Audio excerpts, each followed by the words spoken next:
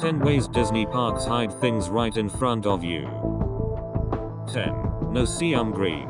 Disney hides a massive amount of infrastructure in their parks, but not all of it is easily obscured from view. If possible, Disney likes to cover things with trees or behind other buildings, but that isn't always feasible. Some things are just too big or need to be in guest areas for safety reasons. To hide things that have to be in front of park guests for whatever reason, Disney uses a special shade of green that makes things almost disappear from view. 1. This color goes by two names, No Siam Green or Go Away Green, and has been in existence since the early days of the Disney parks. They consider this to be one of the blandest colors in existence, and the idea is that the eye will avoid focusing on it compared to other things in the park. Many things, like pipes, backstage buildings, or the entrance to Club 33, are painted this color to de-emphasize them as best as possible. 9. A fake pirate ship for Fantasmic. When Fantasmic was added to Disneyland in the 1990s, they had to use the existing land to fit in a modern show. This land, New Orleans Square, was built with no intention of holding the crowds, lighting, or other infrastructure necessary for a show like Fantasmic, so it had to be fit in without ruining the land. One of the main things they had to add was lights for the show. Fantasmic happens at night and needs to be seen from a distance, meaning massive lights had to be installed. Most were added along the edge of the water, but some had to be added further back, on the building Pirates of the Caribbean was located in. The solution to that was to hide them in false ship masts. 2. These masts give the illusion that a full ship is located behind the land, but in reality, it just hides some of the lights for Fantasmic. In fact, they even add to the theme of the area by making it look like there is really a port just behind the buildings. 8. Forced perspective. Disney buildings often look massive, but this is not the case. You might look at the towering Matterhorn mountain and think it must be hundreds of feet tall, only to see a bird land on top and look massive compared to the mountain. The Matterhorn is actually only 45 meters, 147 featuring tall. In fact, no building in a Disney park is taller than 61 meters, 200 featuring due to FAA regulations that would require a red light to be placed on top of every building that exceeds that height. This would ruin the immersion Disney strives for in their parks, so they make sure in designing new rides that nothing ever reaches that height. How Disney gets around this is using forced perspective. For example, on Disneyland's Main Street, every floor on a building beyond the first is built at a smaller scale, so it appears full-sized but actually isn't. 3. This allows Disney to build mountains like Everest or the Hollywood Tower Hotel without ever passing the red light height. 7. Multi-sided buildings.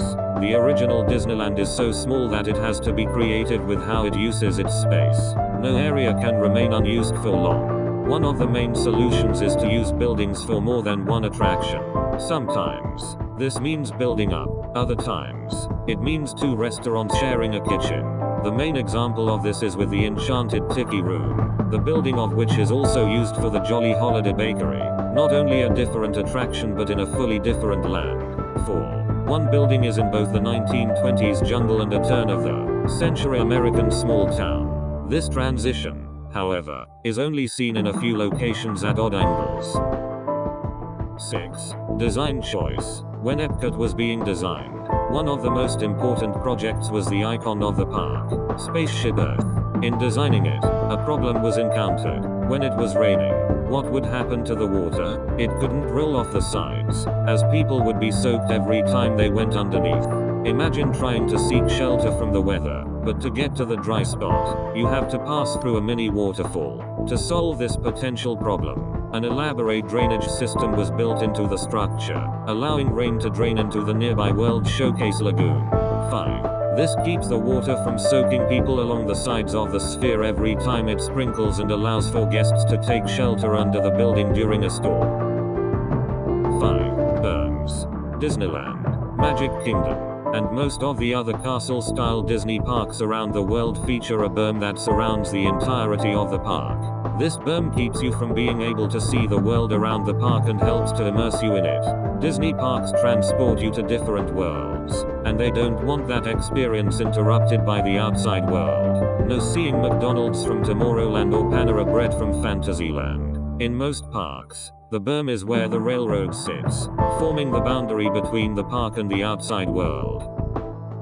4. Water. Ever notice how much water there is in Disney parks? Water is one of the main ways for Disney to hide large things in their parks. Most waterways in the park are less than 3 meters, 10 featuring deep, but Disney wants the illusion that they are deeper. They dye the water both for that purpose and to hide things like tracks for the rides. 7.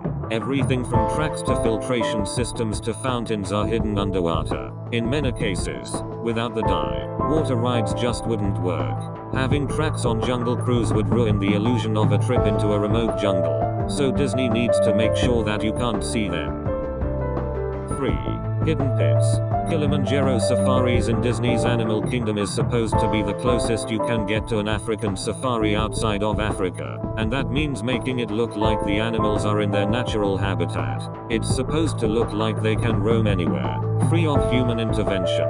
However, Disney, just like everyone else, has to follow the law. In this case, that means adhering to modern zoo regulations. That's not a problem for most of the animals, except the ones that might find the guests to be a tasty snack.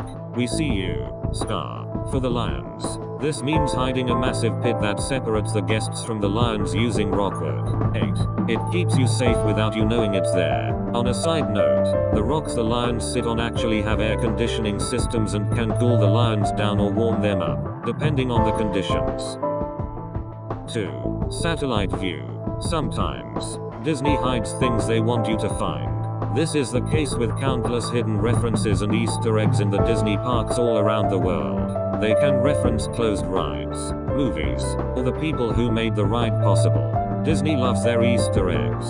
This is also the case with Disney's Hollywood Studios. The hidden Mickeys that are found in all Disney parks are a primary example of these references. The entire center of the park is one giant hidden Mickey that can only be seen from above. 9. It is not as clear as it was when the park opened, but since the removal of the sorcerer's hat, it can once again be seen.